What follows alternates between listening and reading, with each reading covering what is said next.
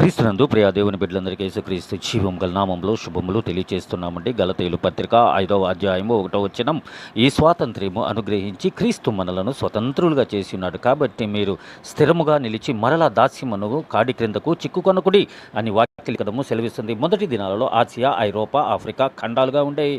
Asia ఖండం భారతదేశంలో ఉండేది. అయితే నాభి స్థానమైనటువంటి ఇశ్రాయేలు దేశంలో యేసుక్రీస్తు వారు జన్మించారు. కాబట్టి ఆసియా ఖండంలో భారతదేశము ఆసియా ఖండంలో ఉండడానికి రుజువు ఉన్నదండి. అఫీషియల్ లాంగ్వేజ్ భారతదేశానికి వచ్చి హిందీ, ఇంగ్లీష్గా ఉంది. ప్రెసిడెంట్ ద్రౌపది ముర్ము గారు, ప్రైమ్ మినిస్టర్ నరేంద్ర మోడీ గారు డైలింగ్ కోడ్ +91గా ఉంది. భారతదేశం పాకిస్తాన్, ఆఫ్ఘనిస్తాన్, చైనా, నేపాల్ మరియు బంగ్లాదేశ్ వంటి దేశాలు సరిహద్దులుగా పంచుకుంటుంది.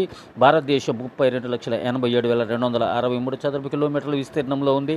జాతీయ పతాకం దీర్ఘచతురస్రాకారంలో కాషాయపు రంగు, తెలుపు, పచ్చ రంగులు కలిగి సమనిష్పత్తిలో త్రివర్ణకారంగా ఉంటూ మధ్యలో 24 ఆకులు కలిగి నేవీ బ్లూ రంగులో ఉండేటువంటి అశోక చక్రం ఉంటుంది. జాతీయ పతాకం పెంగళ వెంకయ్య గారు రూపొందించారు. మధ్యలో సాంప్రదాయ రాట్నం ఉంటుందండి. కాషాయము, ఆకుపచ్చ, తెలుపు రంగులో ఉంటుంది.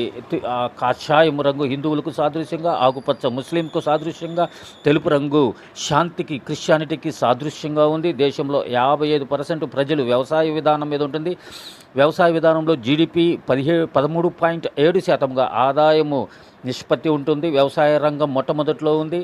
తూర్పు హిమాలయ ప్రాంతాల్లో ప్రధాన పంటలుగా భారతదేశంలో వరి, తేయాకు పండిస్తున్నారు. పశ్చిమ హిమాలయాల్లో అనగా జమ్మూ కాశ్మీర్ రాష్ట్రాలు ఉద్యానవన పంటలు, బంగాళదుంపలు, వరి, గోధుమ అధికంగా సాగు చేస్తారు.